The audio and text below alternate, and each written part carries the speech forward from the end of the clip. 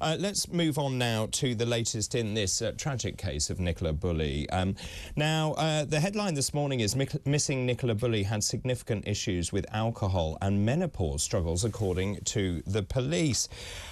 Police previously said that she had specific vulnerabilities that made her a high-risk missing person. I heard that yesterday, actually, but they went on and didn't really specify what they were. Now, they've issued another statement. This is Lancashire Police, said Nicola in the past suffered with significant issues with alcohol, which were brought on by her ongoing struggles with the menopause, and these struggles had resurfaced over recent months. They went on to say this caused some real challenges for Paul and the family, obviously a reference to Ms Bulley's partner, Paul Ansell. And the force said a response car staffed by police and health professionals attended a report of concern for welfare at Ms Bulley's home on the 10th of January. Well, here to tell us more is Danny Shaw, crime and policing commentator. Good morning.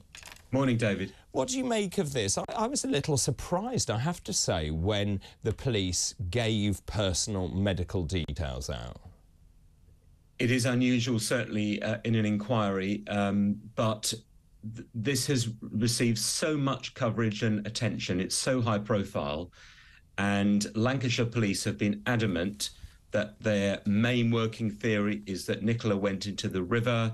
There's no suggestion of foul play. That I think that they had to come out and give more information about the evidence they have to support that theory and why they regarded this as, such a case.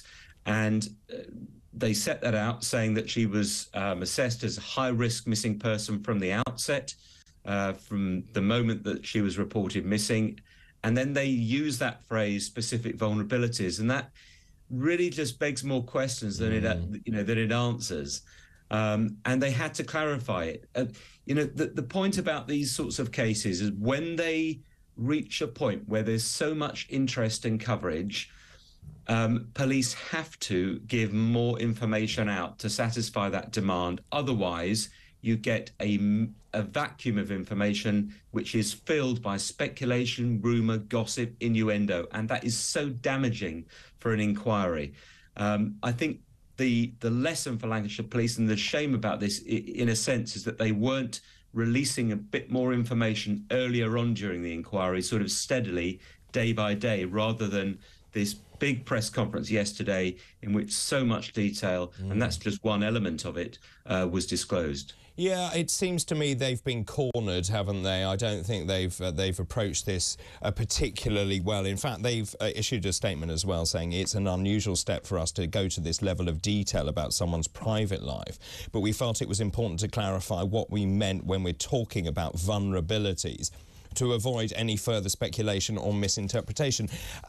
Also, they went on to say they have explained to the family why they released the information, and obviously they want their privacy to be respected. It was interesting watching that press conference. I thought they laid it out quite clearly, the lines of inquiry, as you say, the way that they categorised her as this high-risk individual, obviously the three hypotheses as well that they're working on.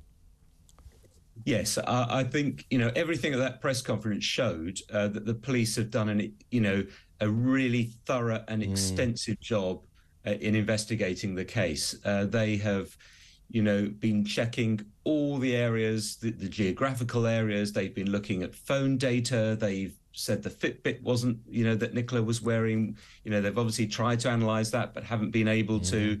They've been, speaking to witnesses and so on, and they set it out in great detail. And there is a statement on their website which shows that. The other point is about the river. They've clearly been consulting tidal experts and environmental experts, as well as Mr. Faulding, this search expert who came down to assist. So I think what you have to remember is that there's a huge amount of work going on in the background that isn't, revealed to the public. That's quite normal in an investigation of this type. I think where police fell down is that by being so certain in their theory earlier on that Nicola had gone in the river and not really supporting it with the evidence and information that they had, to back that theory up. And if they'd done that earlier, I think they would have avoided some of the criticism. But in terms of the investigation, David, it's difficult to really fault them in terms of how robust and extensive and thorough they've been. I have to agree. I watched that press conference yesterday, and it was very, very clear the way that they'd waded through hundreds of hours of CCTV. They know exactly where she was last seen, where she wasn't. They know about the exit routes. And I was actually very impressed by the level of information they now have. But I agree with you, it's the way it's been handled, and of course it has turned into a media circus. Yes, I mean, you know, I think the detective who's been in the police for 29 years said she'd never known a case in which there had been so many people sort of coming up with theories and interfering and, you know, making sort of, you know, threats and all the rest of it. And in fact, 2 people have been arrested on suspicion of malicious communications.